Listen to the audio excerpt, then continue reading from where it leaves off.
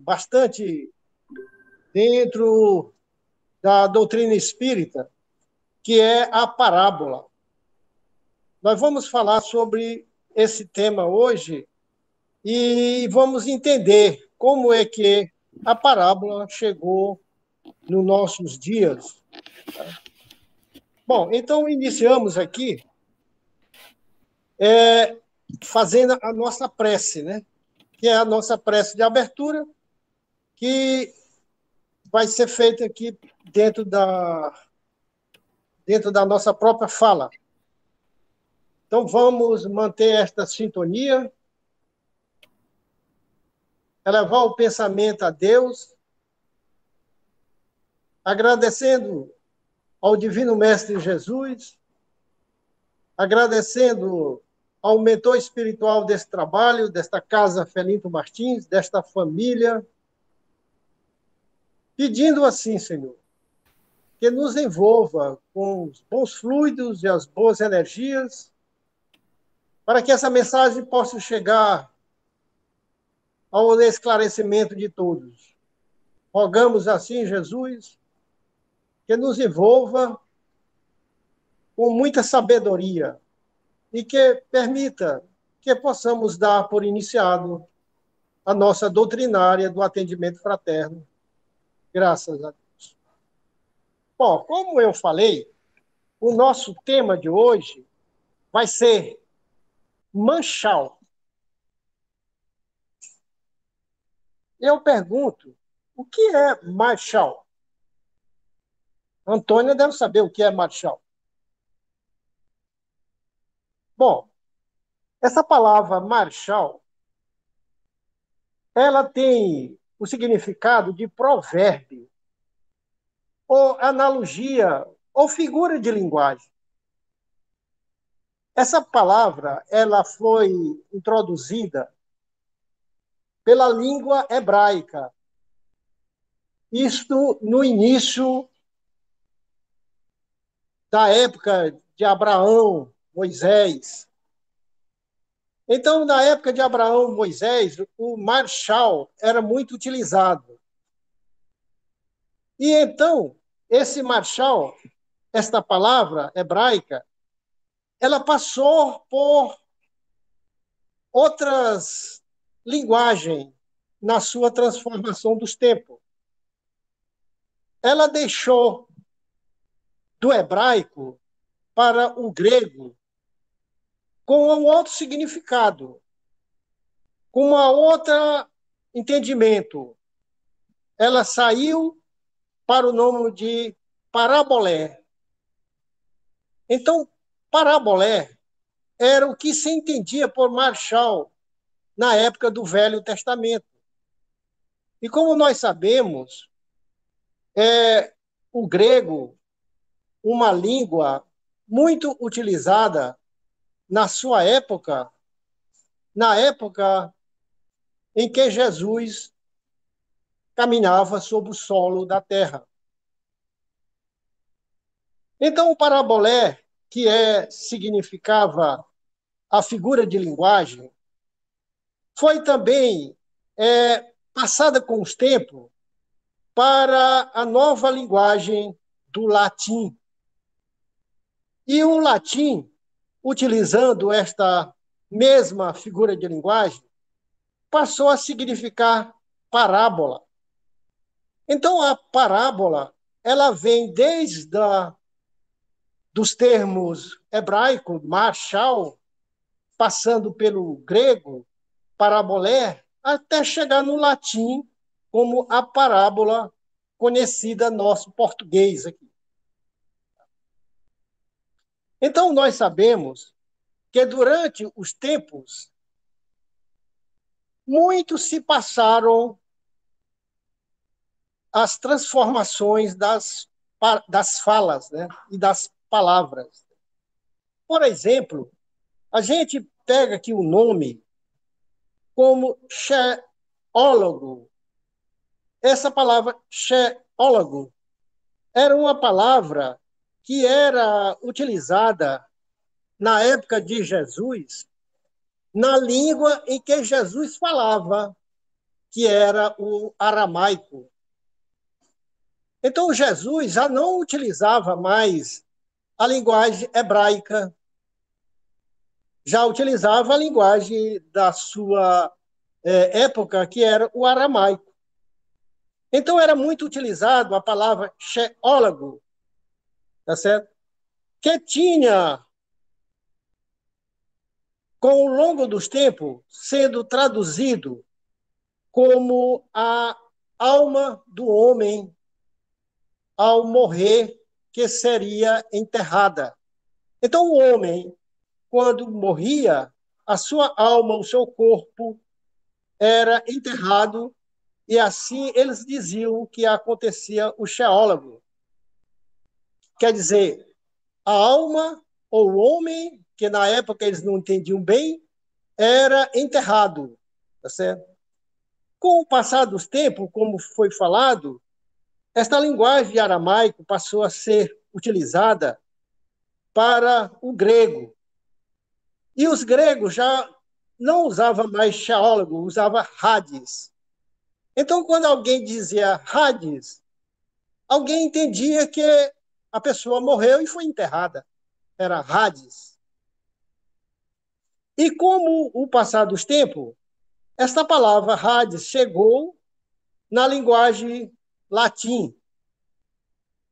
Então, no latim, já sendo já transformada pelo o padre Jerônimo, quando colocou na Bíblia, então a palavra passou então do Hades a ser conhecida como inferno. Então, o inferno que a gente entende hoje, ele era entendido como Hades e era entendido como Sheólogo. Então, a gente entende que quando uma pessoa morre, essa pessoa vai para o inferno. Quer dizer, alguém se assusta. Como assim, quando a pessoa morre, vai para o inferno? Não, porque a linguagem mudou, mas o sentido quer dizer, foi enterrado. Então, quando a gente pergunta, onde fica o inferno?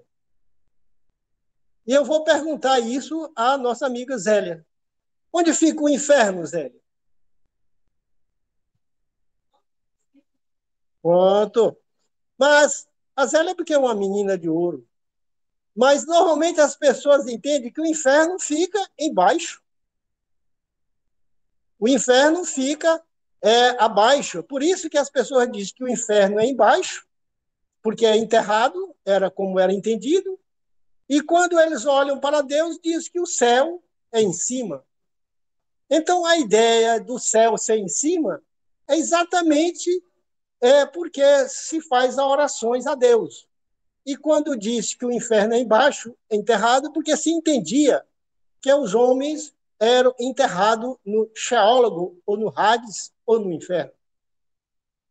Mas hoje a gente entender que o inferno não é o inferno, é a mudança de estado, como a Zélia colocou, a gente dizer para as pessoas que o inferno não é o inferno, é um inferno, convencer as pessoas. Então, isso fica muito difícil a gente dizer para as pessoas que o inferno não é o inferno como as pessoas pensam que são.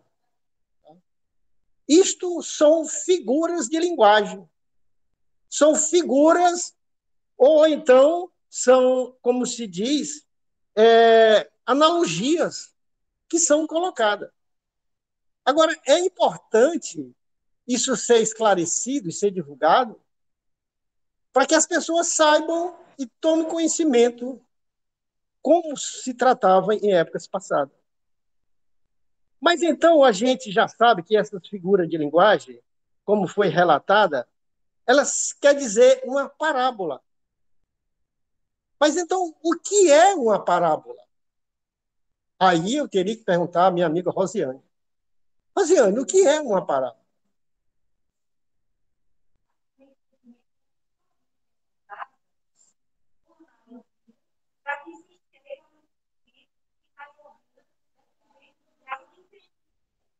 O felinto é o felinto porque tem uma rosela.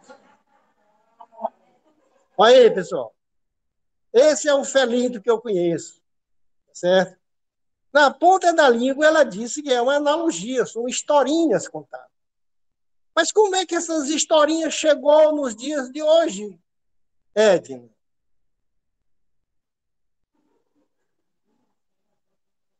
Aí nós vamos agora esclarecer como é que a parábola surgiu. Não surgiu na nossa época, desde a época do povo hebreu, que já tinha essas historinhas, essas analogias. Então, segundo o nosso irmão Haroldo Dutra, ele nos traz uma historinha que vem contar a historinha da parábola. E ele conta que duas mulheres foram tomar banho em um rio. Vocês conhecem essa história? Duas mulheres foram tomar banho no rio. Uma se chamava Verdade e a outra se chamava Mentira. E então elas estavam tomando banho quando a mentira resolveu sair do banho e foi vestiu a roupa da verdade. E aí saiu contando mentira na cidade com a roupa da verdade. Então aquilo que era mentira passou a ser visto como verdade. Porque a mentira estava com a roupa da verdade. Mas a verdade, quando saiu do rio, e ela olhou, procurou sua roupa, só encontrou a roupa da mentira. Aí a verdade diz: não, eu não vou vestir essa roupa. E a verdade saiu nua e crua pelo mundo explicando a sua história. Aí então que ela resolveu vestir a roupa da parábola. Porque ela contando esta história, talvez as pessoas fossem compreender a razão dela estar nua e crua. Porque a mentira tinha vestido a roupa dela. E ainda hoje a mentira se disfarça como a verdade. Então, isso é uma historinha que é uma parábola para a gente trazer para os nossos dias. Mas, já chegando na época de Jesus, Jesus percebendo a dificuldade em que o povo que convivia com ele, o povo que era os seus seguidores, não compreendia bem a mensagem de Jesus, não entendia a verdade em que ele queria trazer. Então Jesus reutilizou a parábola para que a sua verdade possa chegar aos dias de hoje. Então, muitas histórias contadas por Jesus são as parábolas que ele colocou na época para que pudesse chegar com mais verdade nos nossos dias. Então, a gente observa que os evangelhos, que são as mensagens de Jesus, transmitida pelos seus apóstolos, e aqui vai, talvez, nem todos têm a obrigação de saber, o evangelho, que é mensagem, são compostos de parábolas mais do que a gente imagina. A gente entende que os 4 evangelhos, 3 são sinóticos, ou quer dizer, são semelhantes. E só o evangelho de João é que é diferente, não é sinótico. Então a gente observa que os 3 evangelistas, Marco, Lucas e Mateus, utilizaram muito de parábolas para contar os fatos, os efeitos, as histórias de Jesus. E nós percebemos nitidamente que elas estão dentro dos mesmos contextos, só mudam os entendimento de cada um apóstolo. Porque nós sabemos que Mateus conviveu com Jesus, mas Lucas não conviveu com Jesus. Lucas não conhecia Jesus, como também Marcos não conhecia Jesus. E assim, o João, que era aquele apóstolo amado, aquele apóstolo que andava com Jesus desde criança praticamente, menino, ele viveu 100 anos. E assim, ele passava na sua mensagem mais ações, como nós chamamos de milagres. Então, dentro do material falado, escrito por João, ele relata muito a parte espiritual, não relata muito as parábolas. E nós sabemos que mais de 50 a 60% do nosso evangelho de Jesus é contado pelos 3 evangelistas sinóticos. Bom, então, já falando sobre toda esta parte relacionada ao significado, à origem da parábola, vamos entender um exemplo trazido por Jesus de uma parábola. Nós sabemos que Jesus ele era preocupado em que a sua verdade chegasse ao público de uma forma tão clara que, quando ele se dirigia aos doutores da lei, ele falava para os doutores da lei. Quando ele se dirigia uma palavra para os pescadores, ele falava aos pescadores. Quando ele falava para o povo, os agricultores, ele falava a linguagem dos agricultores. Então, isso já era um sentido das palavras de Jesus ser tão clara e tão esclarecida, porque o seu público ouvia exatamente as histórias que ele sabia do dia a dia. Então, nós vamos levantar aqui uma das parábolas, das várias parábolas. Eu vou lembrar aqui de uma que me chama muita atenção.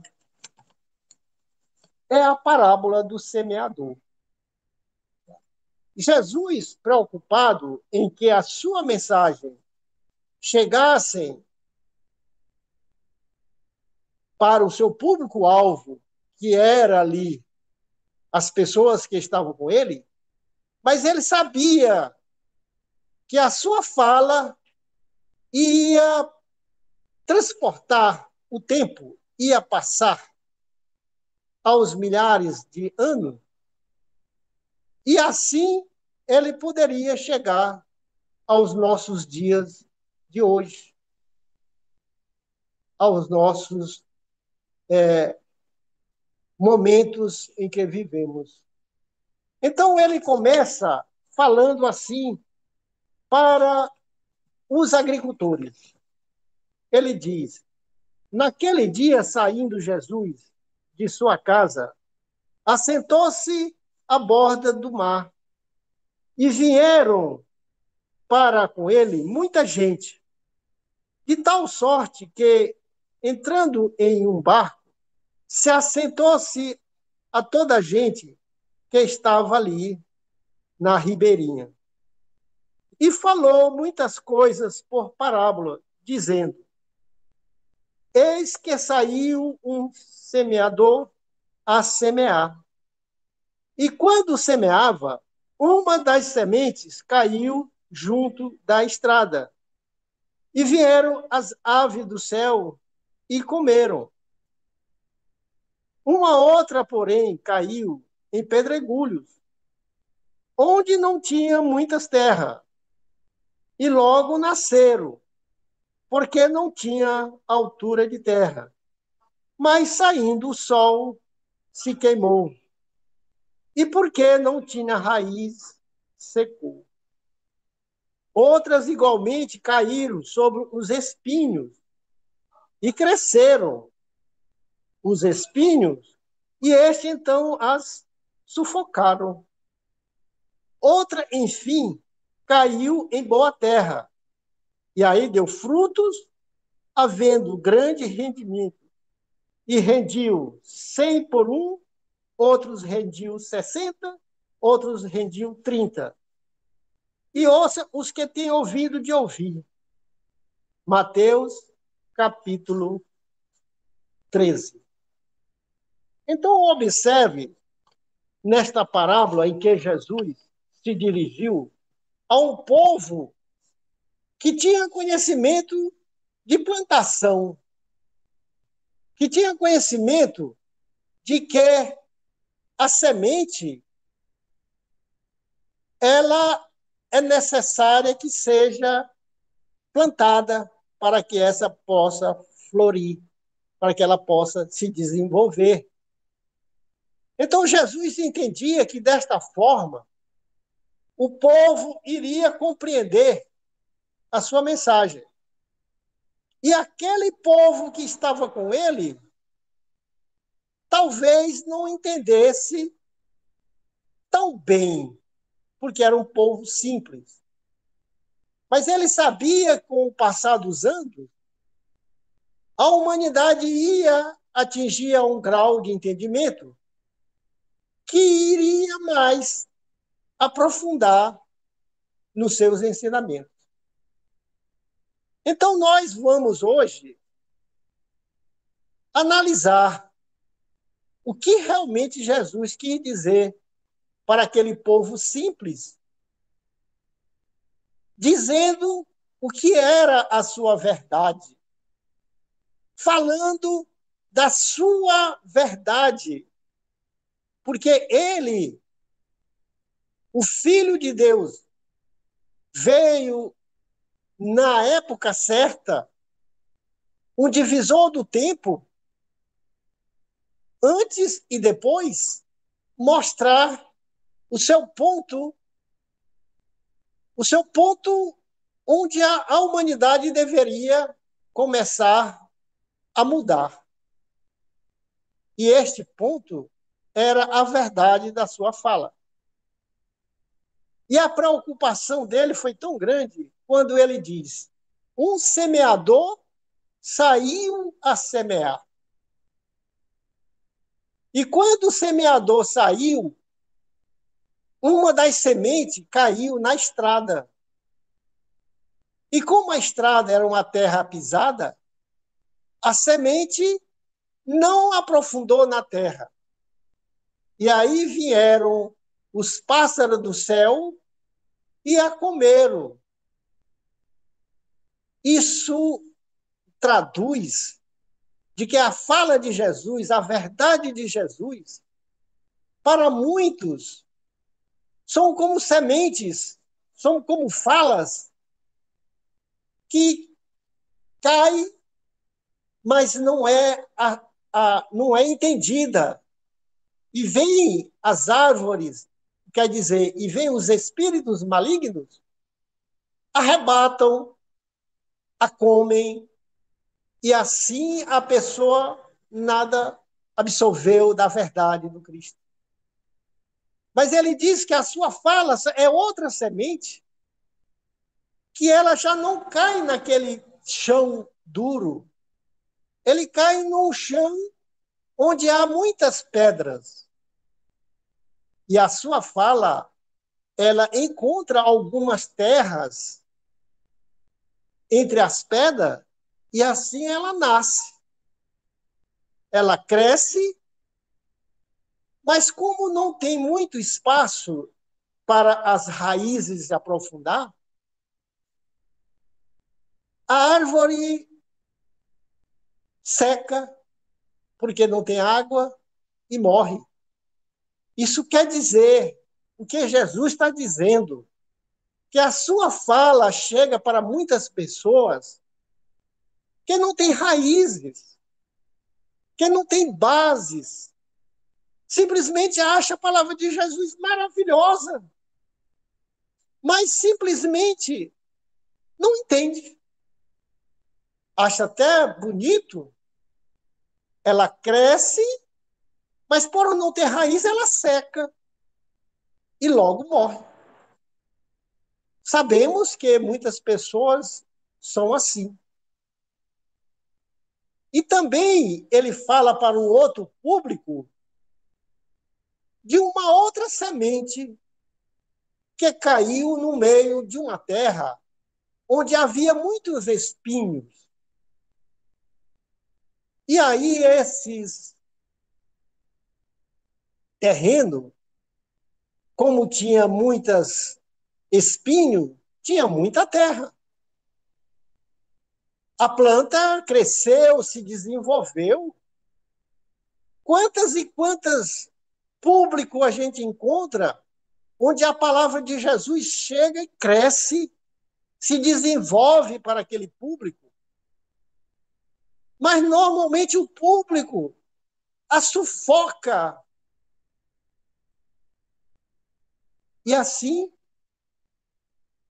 faz com que o ensinamento não cresça, porque são sufocados por outras ideologias, por outras sugestões, e isso faz com que a pessoa não chegue a um estágio de entendimento da verdadeira verdade de Jesus. E nós sabemos que a quarta semente, ela sim caiu em terras férteis, caiu em terras boas. E nós sabemos que tem muito público, tem muitas pessoas que têm um coração cheio de terras boas. E quando a palavra de Jesus chega nos corações de pessoas que têm terras boas, a mensagem de Jesus cresce, floresce e dão frutos, pessoal.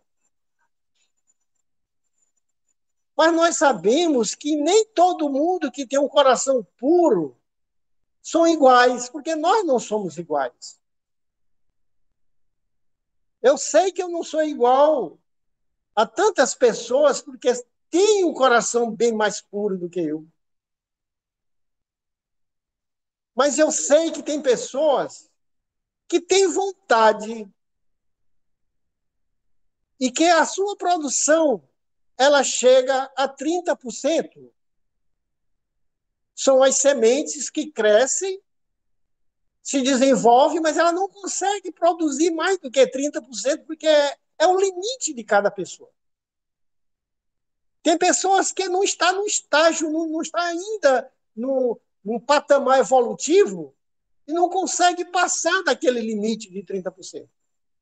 Mas já tem pessoas que chegam a 60%, já estão numa média razoável. E aí a mensagem de Jesus chega, ela produz, ela desenvolve, mas também tem gente, pessoal. Tem pessoas que têm pureza no coração. Tem pessoas que absorvem o ensinamento, a verdade de Jesus e produz 100%. Então, quando a palavra de Jesus chega a corações puros, não tem pedra, não tem espinho, tudo consegue chegar a um percentual maior, porque as pessoas sim se doaram, se deixaram crescer, evoluir. E assim, caros amigos, nós passamos a entender que a parábola é uma fórmula da gente contar uma história e com que essa história possa chegar a uns que venha produzir o entendimento bom, mas tem muitas e muitas histórias, tem muitas e muitas verdades que, na verdade, são mentiras. Então, nós temos que tomar cuidado, nós temos que tomar muita atenção para que a mentira não chegue fantasiada de verdade. Então, a preocupação de Jesus em falar por parábola, porque eles sabiam que muitos aqueles que têm ouvido de ouvir, mas não compreendiam, e isto eram perdoados, porque eles não estavam ainda no estágio de entendimento. Mas sabemos que nós temos a reencarnação, e isso nos trará oportunidades de entender estas parábolas em outras épocas que vão nos favorecer a ter uma ação mais de terras boas. Eu acho que eu já falei o suficiente. Eu acho que eu já trouxe a mensagem suficiente. E aqui eu vou deixar aberto para quem quiser fazer alguma pergunta. Fica aí aberto ao público.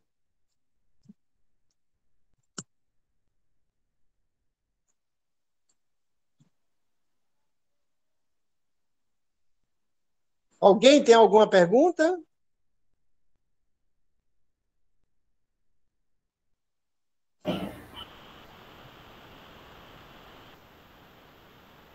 Bom, então entendemos que a verdade, por parábola, chegou ao entendimento de todos, né? Chegou na condição de que há muitas terras férteis em todos aqui presentes. Agradeço, então, esse momento, essa oportunidade de estar trazendo esta mensagem das parábolas de Jesus. E chamo aqui a nossa irmã Antônia para que ela venha nos trazer a sua prece de encerramento desse trabalho de hoje. Agradecido a todos.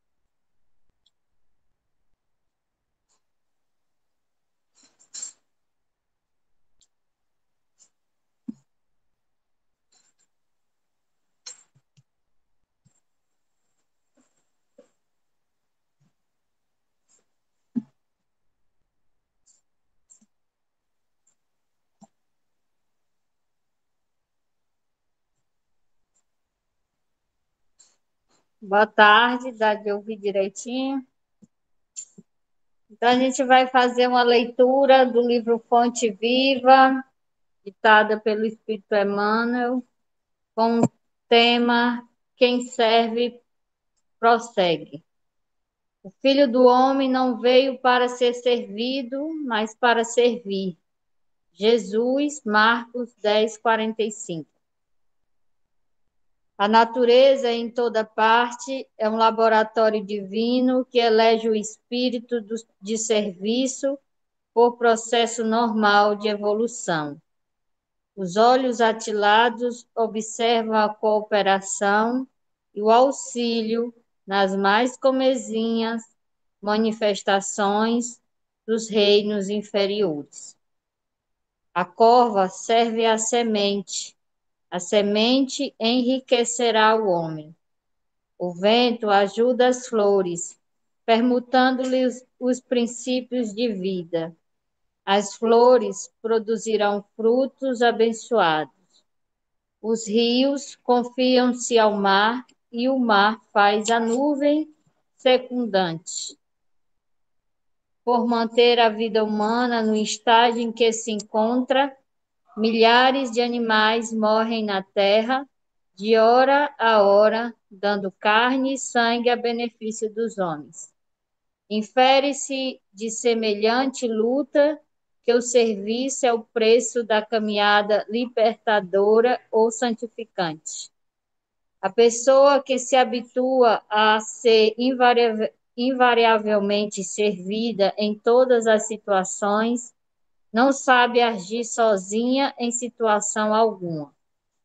A criatura que serve pelo prazer de ser útil progride sempre e encontra mil recursos dentro de si mesma na solução de todos os problemas. A primeira cristaliza-se e a segunda desenvolve-se. Quem reclama excessivamente dos outros, por não estimar a movimentação própria na satisfação de necessidades comuns, acaba por escravizar-se aos servidores, estragando o dia quando não encontra alguém que lhe ponha à mesa. E quem aprende a servir, contudo, sabe reduzir todos os embaraços da senda, descobrindo trilhos novos. Aprendiz do Evangelho que não improvisa a alegria de auxiliar os semelhantes, permanece muito longe do verdadeiro discipulado. Porquanto o companheiro fiel da Boa Nova está informado de que Jesus veio para servir e desvelar-se a benefício de todos até ao fim da luta. E se há mais alegria em dar que em receber, há mais alegria em servir que em ser servido. Quem serve, prossegue. E assim, nesta sintonia, que Deus, que olha para todos igualmente, sem distinção, possa olhar para nós, possa ter piedade de nós, possa ter misericórdia de nossas necessidades. Por isso aqui, Senhor Jesus, a quem rogamos a luz, que o Senhor nos envolva, envolva os nossos familiares e todos os irmãos em dores, necessitados, encarnados e desencarnados. Que a tua luz vá de encontro aos irmãos nos hospitais espirituais, nos hospitais físicos, nos presídios, e todos aqueles irmãos que ainda não conhecem a tua palavra, que ainda permanecem na ignorância de si mesmo, que ainda não enxergam essa lei de amor. Então, Senhor Jesus, aqui te pedimos a tua proteção, a tua luz para com todos nós, e que todos aqueles irmãos endurecidos, irmãos enganadores, possam ser amparados pela tua luz, pela tua justiça divina. Que teu amor nos envolva e nos guarde sempre, em todos os momentos de nossa caminhada. Que a Virgem Mãe Santíssima, copiosa, caridosa, possa interceder por nós, pelos nossos pensamentos. E assim, que a Virgem Mãe Santíssima também possa iluminar a cada um, a cada trabalhador, a cada criança, a cada filho espalhado pelo este mundo inteiro. Que o Senhor Jesus, governador do mundo, possa reger nesta melodia de harmonia toda a humanidade. Graças a Deus. Quanta luz neste ambiente, descendo sobre nós, vibrando em nossa mente. Quanta luz, quando assim cresce, uma alma cresce aos olhos de Jesus. Quanta luz, pois em oração a voz do Mestre fala aos nossos corações. Quanta luz descendo sobre nós. Quanta luz, quanta luz. Graças a Deus.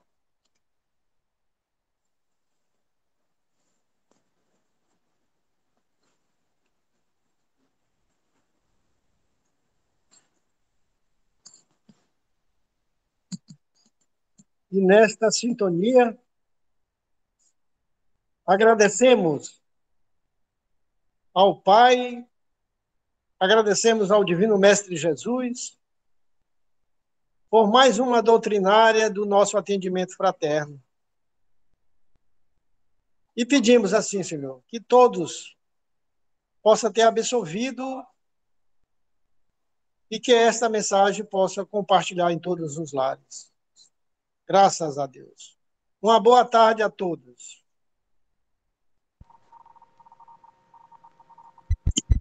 Obrigado, João. Ok, ó. Boa tarde a todos. Até amanhã. Boa tarde. Amanhã.